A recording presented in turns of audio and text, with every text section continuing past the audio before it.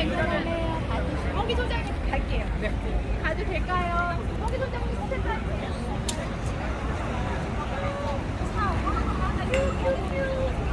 음악 없이 말해요? 네, 안녕하세요. 촛불 집회 집거리 생활경제연구소 구원계 소장입니다. 반갑습니다. 오늘도 우리는 지치지 않고 거리로 나왔습니다. 잠시 하늘을 보십시오. 먹구름이 가득 끼었지요. 이건 먹구름이 아닙니다. 하늘에 계신 우리 민족 유공자분들, 열사분들이 우리 촛불 시민들 덥지 말라고 깔아주신 그의 음악입니다. 날씨 시원하지요. 싸울만 하지요. 옛말 틀린 말 없습니다. 델롬 델입니다. 델롬은 어떻게 해도 됩니다. 그게 바로 우리의 촛불 집회입니다. 역사의 법칙을 믿고 앞으로 나아갑시다. 세상은 반드시 진보합니다. 악은 절대로 선을 이길 수 없습니다. 촛불은 결코 지지 않습니다. 여러분들 믿으시죠? 현미등 갖고 거침없이 앞으로 나아갑시다. 아주 좋습니다. 자, 제 말은 여기서 줄이겠습니다. 지난주에 현장 인터뷰 없었다고 서운하시다는 말씀 주신 분들 많았습니다. 바로 우리 시민 여러분들 어떻게 오셨는지 만나러 가 보겠습니다. 자, 대표님 잠깐. 보통 여기서 제가 안쪽으로 들어가는데 오늘 그럴 수 없습니다. 제가 현장 인터뷰를 하도 하다 보니까 여러분들 개인이 어디서 왔고 무슨 사정이 있는지 제가 다 압니다. 근데 그 중에서 하나, 우리 촛불 집회에서 맺어진 연인이 있습니다. 제가 이걸 그냥 지나갈 수가 없습니다. 두 분입니다. 박수 크게 해주십시오. 우리가 싸우러 나왔는데 이왕 싸우러 나온 거 좋은 일도 있으면 좋은 거 아닙니까? 저리 왔죠? 네. 가장 크게 소리 지르셨네요. 자, 우리 촛불 시민 여러분들께 어떻게 만나게 됐는지 어서 그 죄를 고하십시오. 인천에서 만났습니다. 박수 주십시오. 자, 두 분 어떻게 만나셨습니까? 네? 두 분 어떻게 만나셨습니까? 인천 촛불 집회에서 만났습니다. 박수 주십시오. 누가 먼저 고백했습니까? 연인도 만날 수 있습니다. 누가 먼저 고백했습니까? 촛불 집회에서 커플 판. 제가 했습니다. 용기 있는 목소리가 박수를! 자, 지난번에 한번 인터뷰를 하긴 했어요. 하지만 혹시 모르시는 분들 계실 것 같아가지고서 우리 촛불 집회에 오면은 이렇게 사랑도 꽃핀다는 걸 자랑하고 싶어가지고 일부러 한 번 더 짚었습니다. 내심 걱정하고 있었습니다. 두 분 잘 만나고 계셔서 다행입니다.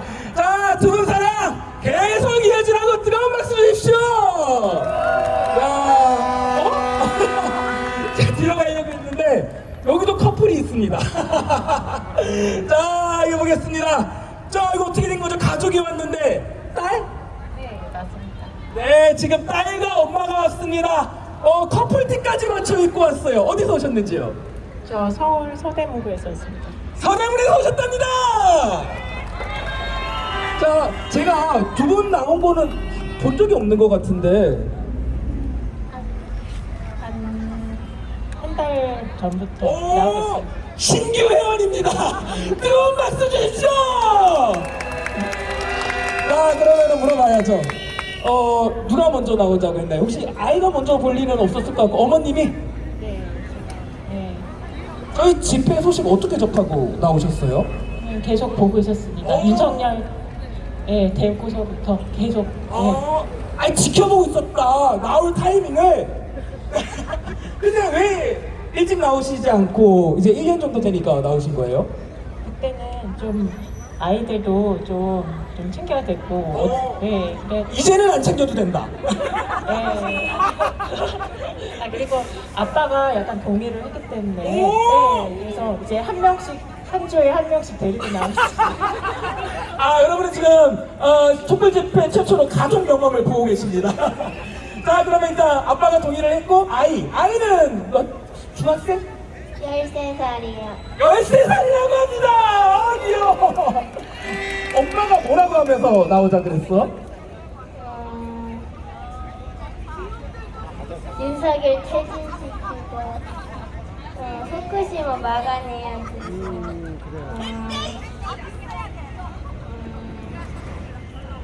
그리고 일본 놈들 몰아내야 된다고.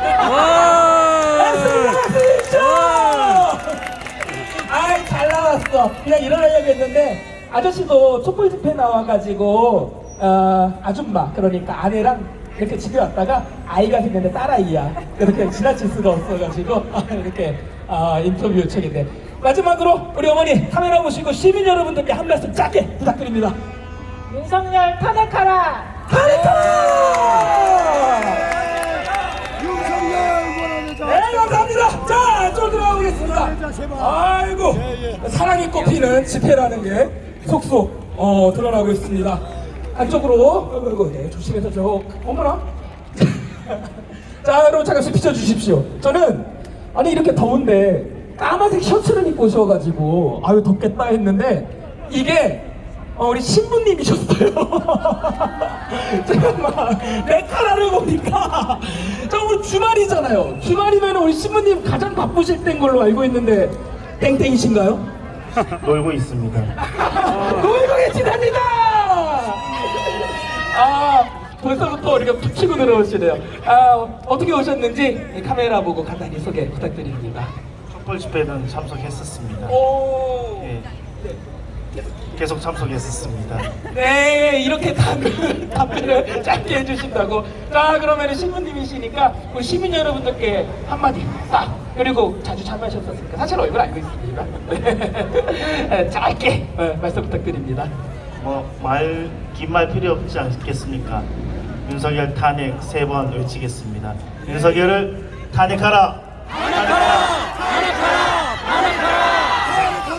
네, 감사합니다. 자, 가운데로 돌아가겠습니다.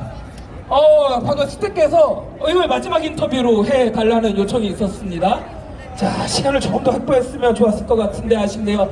다음에 조금 더 길게 하겠습니다. 아셨죠? 자, 다음 무대로 마이크를 넘기겠습니다. 후쿠시마 오염수 방류 규탄 발언이 준비되어 있다고 하네요. 환경운동 가이자 기후행동 공동대표이신 박경상 박사님을 박수로 모시겠습니다. 박수 주십시오. 네, 안녕하세요. 저는 60+ 기후행동이라는 단체의 대표를 맡고 있습니다. 수고했습니다. 60이 넘은 사람들이 이런 세상을 물려주게 돼서 미안하다, 반성한다, 우리가 행동하겠다 해서 모인 단체입니다. 저는 생물학을 전공했고요. 인천에 삽니다. 구럽도 핵폐기장 반대 운동을 했습니다. 그때 1995년도 구럽도는 적지라 그랬죠. 그때 과학기술부 차관이 우리가 계속 따져버렸더니 실수를 했어요. 말실수. 뭐라 그랬냐? 과학은 정치의 시녀라 그랬습니다. 정치가 결정하면 과학은 합리화할 뿐이다 라는 말실수를 했어요. 과학기술부 차관이. 전 정권은 차관 정치를 하고 있죠. 근데 정작 IAEA 과학단체가 아닙니다. 거기 홈페이지에 들어가면 우린 평화적 이용을 위해서 노력할 뿐이라고 얘기돼 있어요. 정말 과학단체는 IPCC라고 하는 데입니다. 노벨상까지 받았어요.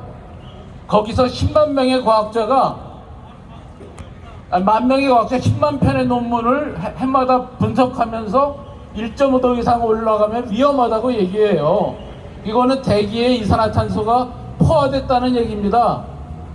저는 생물학을 전공했는데 바닷물에 먼지가 사라지고 핵이 사라지고 대기에 핵이 사라지니까 6억 년 전에 생물이 육지로 올라왔어요.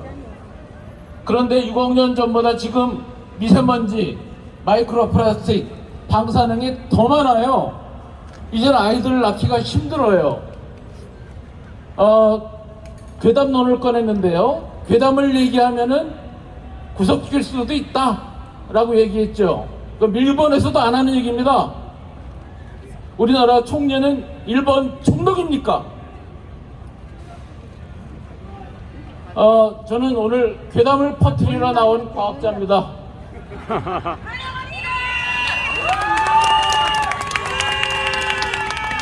민주사회에서 주권자가 의심하는 건 아주 당연한 겁니다. 그러면 정부는 친절하게 해명을 해야 됩니다. 몇 번이든 해명해야 됩니다. 지금 독일은 그러고 있습니다. 근데 구속시켰다는 소리를 만발하는 게 어떻게 정부입니까? 이건 군사정권에서도 쉽지 않았던 얘기였어요. 우리 정부는 제가 환경 쪽 관련하니까 환경부가 제일 조그맣잖아요. 거기에 연구기관이 되게 많아요. 수많은 과학자가 연구해요. 근데 이 정부는 과학자들한테 한마디도 안 물어보고 괴담이라니. 지들이 괴담을 편집해도 되는 겁니까? 괴담이 편집되는 거예요? 저는 과학자들 얘기 들으면 혀보다 깨물고 자살해야 돼요. 이게 얼마나 분노가 터지는 일입니까? 평생 과학을 연구한 사람을 괴담으로 몰고 가다니. 더군다나 자유를 부르짖는 이런 정부를 갖고 있는 나라에서 IAEA에 대한 얘기는 여러분들 많이 들으셨으니까 생략하겠습니다. 일본에서 준 자료만 분석했어요. 이거는 국제단체가 아니라 희희껄렁한 용역단체에 불과해요.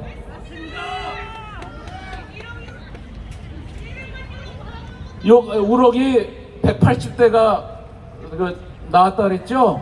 기준치보다. 일본의 기준치가 얼마나 엉망인지 아십니까? 독일은 8일인데 일본은 100이에요. 일본 사람이 독일 사람보다 20배 이상 건강하다는 증거가 있나요? 근데 그 기준치에 180배가 나왔는데 그건 일본에서 나왔을 뿐이지 우리나라에 없다 그래요. 그렇습니까? 바닷물은 통과할 뿐만 아니라 회유하는 물고기가 있어요. 겨울 됩니다. 여러분 좋아하시는 방어. 방어가 후쿠시마 앞바다에서 와요. 그거 드시지 마세요. 그 조사한 결과 밝히지 않잖아요. 일본은 단지 비용을 줄이려고 합니다. 돈도 없지도 않은 나라에서. 만약에 저는 이것이 선례가 될 거라고 생각합니다. 이제 대놓고 버릴 수 있는 명분이 생겼어요. 우리나라에 있는 핵발전소뿐만 아니라 중국에 있는 핵발전소뿐만 아니라 전 세계를 돌아다니는 핵 잠수함, 핵 항공모함에서 마구 뿌려도 됩니다. 이제 바닥까지 방사선이 기준치 이하 포화가 되면은 이제는 생명체는 살 수가 없어요. IAEA는 그런 신호를 줬습니다. IAEA는 장사꾼이에요. 그런 신호를 준 거예요. 전 세계 핵 자본가들에게 괜찮아, 신나게 짓고 팔아먹어 라는 신호를 준 겁니다. 저는 약간 정공적인 걸 말씀드릴까요? 수소는 괜찮다. 천만의 말씀입니다. 우리 몸에 엑스레이 찍는 것보다 약하다. 엑스레이 방사능이 지나가고 말아요. 수소는 우리 몸에 들어옵니다. 수소는 H2O, 물의 주성분이고 우리 몸은 거의 몽땅 수소로 되어 있어요. 단백질, 지질, 탄수화물 전부 수소로 가득 차 있어요. 수소는 반감기가 12.3년인데 그게 거리의 세제곱에 반비례할 정도의 방사능이 10년 정도 지나면 반으로 줄 정도밖에 안 돼요. 관광기가 10번 지나가야 안전할까 말까 한 겁니다. 수소만 있는 게 아니지만 수소만 봐도 그래요. 그렇다면 거리 세제곱의 반비례, 무슨 말인지 잘 모르겠죠? 대략 1억 배 정도 방사능이 높아진다는 얘기입니다. 그리고 시석하면 되는 게 아니에요. 이거는 총량이 중요한 겁니다. 앞으로 30년 동안 천천히 분화 완화해요. 총량이 중요하지. 총량은 남아 썩지도 않아요. 이놈의 건. 이것을 100년 동안 우리가 쪼이면 어떻게 되겠습니까?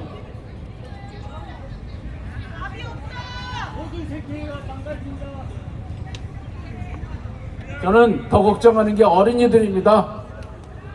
어린이들은 저희 가족같이 나이 60대 이상인 사람보다 더 걱정해요. 세포 분열이 활발하잖아요. 특히 뱃속에 있는 어린이들 계산해봤더니 6배 이상 민감하다 그래요. 먹자마자 죽는 독약이라면 차라리 낫겠어요. 나중에 문제가 생기고 나도 자라가지고 아이를 못 낳고 그렇게 되면 어떻게 되겠습니까? 지금부터 100년 전 일본 관동 지방에 지진이 났습니다. 관동 지타이 지진 아시죠? 들어보셨죠? 거기 조선인이 독극물을 탔다 그랬죠? 그래서 수백 명이 학살당했습니다. 조선인만. 그 일본은 진심 어린 반성을 한 적 없어요. 반성을 안 했다는 의미는 같은 일을 다시 하겠다는 의미입니다. 지금 그러고 있잖아요. 전 세계의 독극물을 바다에 버리고 있습니다. 근데 우리나라는 일본의 순사같이 놀고 있습니다.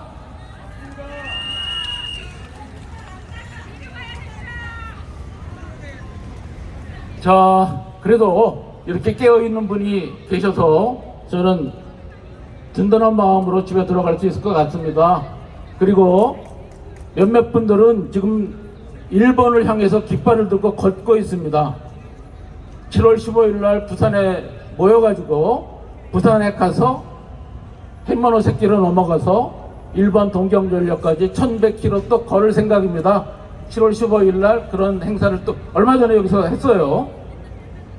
그런 분들과 같이 마음을 모아서 우리가 일본 정부 이걸 두둔하는 현 정부를 문제 삼는 거지. 일본의 그 주민들도 제일 먼저 피해를 볼 거잖아요.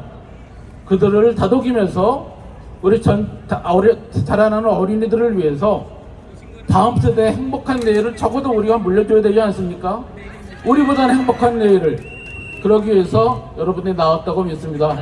저도 격려를 받습니다. 감사합니다.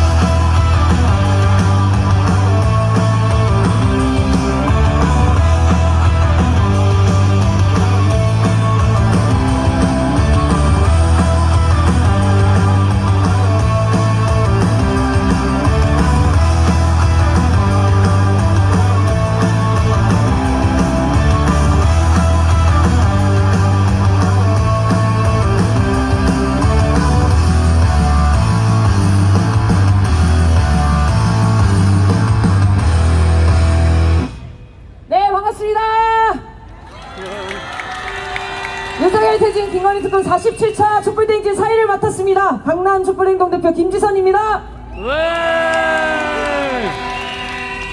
네, 오늘도 많은 분들이 오셨네요.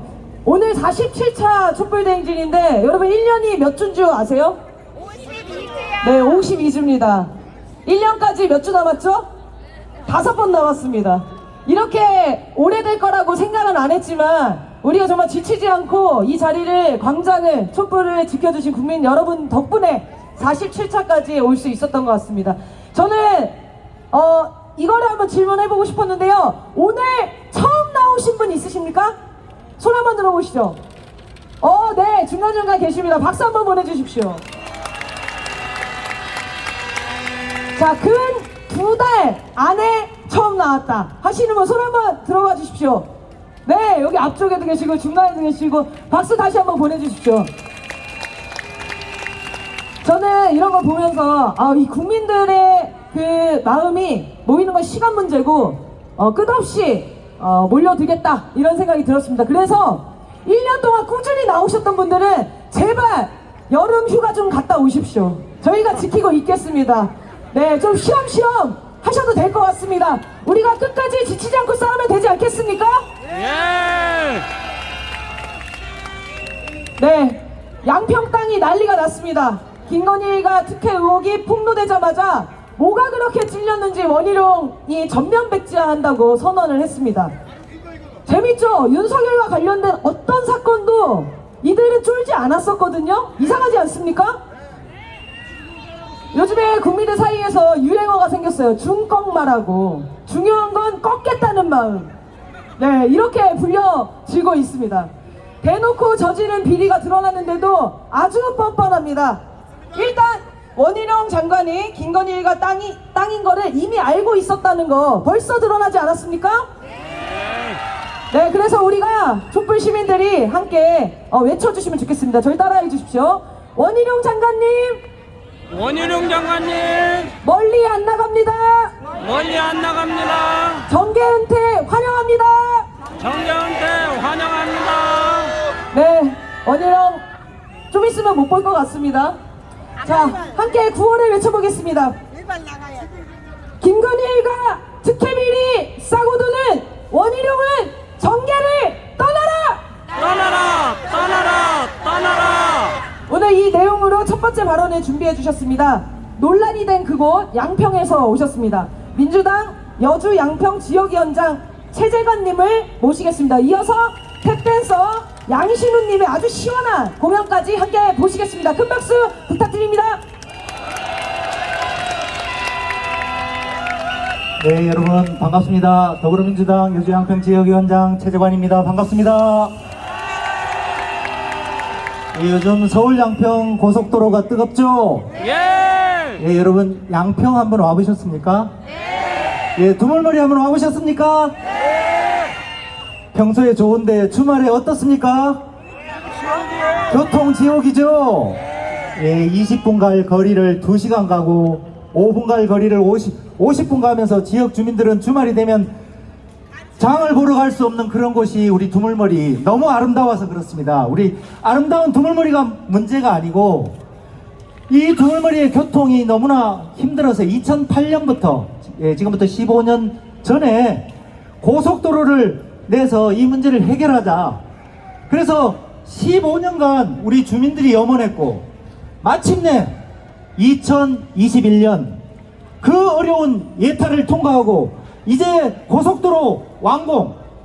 그러니까 두물머리가 있는 양서면, 예, 양수리가 있는 곳이 양서면입니다. 그 양서면으로 가는 고속도로를 15년간 염원했고 눈앞에 두고 있는데 올해 5월 8일 날 갑자기 공개가 됐는데 노선이 강상면 병산리로 바뀐 겁니다. 예, 이게 저희 지역에서는 이해가 안 되는 게 15년 동안 한 번도 다른 노선이 고민된 적이 없습니다. 왜냐면은 이 고속도로는 양평 사람들 때문에 뚫는 게 아니고 양평 인구가 지금 12만입니다. 땅 넓이는 서울의 1.5배입니다. 양평 사람들의 교통이 문제가 아니고 주말에 놀러오는 서울 사람들 때문에 뚫는 고속도로였기 때문에 두물머리로 가는 양서면으로 가는 노선을 한 번도 의심해 본 적이 없습니다. 그런데 그 노선이 갑자기 바뀌어서 강상면, 병산리, 김건희, 최은순, 윤석열 부부 땅이 있는 그곳으로 종점이 바뀌었으니 주민들이 얼마나 깜짝 놀라겠습니까? 그래서 정말 이해가 안 되는 이런 상황인데 어제 원희룡 그 국토부 장관이 이것은 2년 전에 저 여주 양평 지역위원장과 양평 군수가 그때도 노선을 옮기자고 했다 이렇게 아침 뉴스에 나가서 방송을 하는 바람에 저는 어제 하루 종일 제 평생 이렇게 많은 언론 인터뷰는 처음 해봤습니다. 그게 사실이냐고. 여러분 그게 사실일까요? 네, 새빨간 거짓말, 가짜뉴스, 거짓 선동입니다. 지금 원희룡 국토부 장관이 뭐라 그랬습니까? 가짜뉴스 거짓 선동 때문에 이 민주당 날파리들이 김건희 여사를 악마화하고 있어서 백지화한다. 총선 때까지 그럴 거니까 백지화한다. 다음 정부에서는 해라. 이렇게 얘기했는데 정작 거짓말하고 있는 사람은 원희룡 바로 당신입니다.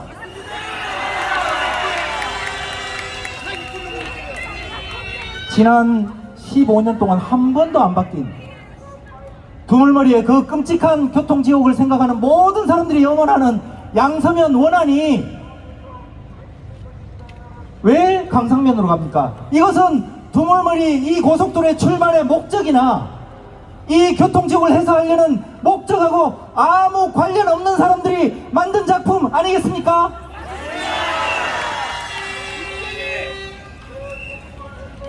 예, 그것에 대해서 김성교 여주 양평 국회의원, 전 국회의원입니다. 선거법 위반으로 의원직 상실한 그 국회의원이 지역 행사에 가서, 우리 노인분들 지역 행사에 가서 뭐라고 하냐면, 내가 이 노선을 변경하는데 많이 기여했다 자랑을 하면서, 거기가 강상면인데 자랑을 하면서 우리 노인분들에게 이런 말을 충사로 합니다. 원희룡 국토부 장관이 나한테 전화를 해서 강상으로 옮기는 것이 어떠냐고 물었고 나는 좋다고 했다. 이게 이 노선을 변경한 이유 아니겠습니까?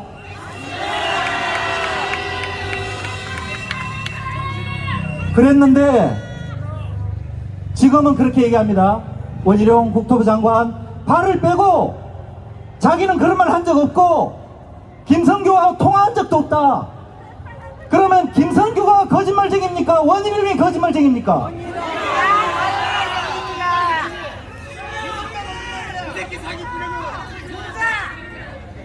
예, 가짜와 거짓 뉴스 때문에 백지화하고 우리 민주당을 거짓 선전의 날파리로 얘기하는 저는 원희룡이 정말 많은 거짓말을 하고 있다는 것을 이 자리에서 증언하겠습니다. 우선 선산에 부모님 묘가 있는데 거기 무슨 개발 욕심이 있어서 글로 가겠느냐. 그 선산이라는 곳 7,000평 축구장 3개, 그 면적에 가보면 아주 꼼꼼하게 분할해서 개발해서 창고용지 3개 만들고 도로 만들고 했습니다. 근데 그곳이 바로 고속도로와 접해 있기 때문에 접도구역은 개발이 제한됩니다. 그래서 산지 전용 허가가 어떻게 났는지 이해가 안 된다. 한준호 의원이 지난 국감 때 원희룡 장관에게 물었는데 아직 답을 듣지 못했습니다. 그렇게 개발 욕심을 가지고 있는 그 땅에, 그리고 여러분 거기가 분기점, 고속도로와 고속도로가 만나기 때문에 나들목이 없기 때문에 거기는 먼지만 나고 소음만 나고 땅값이 오히려 떨어진다, 이렇게 얘기하고 있습니다. 이거 완전 새빨간 거짓말입니다. 예, 언론에서 보셨겠지만 바로 그 옆에 1km 떨어진 곳에 남양평 IC가 이미 있습니다. 그 IC로 타면은 우리 대통령 부부가 있는 그 땅까지 1분 2분이면 갈 수 있는 그런 곳입니다. 그리고 이곳의 땅값은 이미 치솟고 있습니다. 5월달에 발표되고 나서 땅값이 들썩이고 있습니다. 왜냐하면 이곳에서 양평군 강상면 병산리 우리 김건희 땅이 있는 이곳에서 서울 송파까지 20분이면 갈 수 있습니다. 그런 땅에 땅값이 안 올라가겠습니까? 예, 그런데도 반성은 하기커녕 민주당이 사과하면 그때 고속도로를 재개하겠다고 합니다. 누가 누구에게 사과를 요구하는 것입니까? 1조 8천억이나 되는 국책사업을 아무렇지도 않게 내팽개치고, 이게 고속도로 건설이 하고 싶으면 하고 말고 싶으면 마는 장난입니까? 우리 양평 군민들은 다음 정부까지 고속도로를 건설하지 않겠다고 하는 이 원희룡 국토부 장관을 직무유기 고속도로를 건설 못하게 하는 직권남용으로 고발하겠습니다. 네!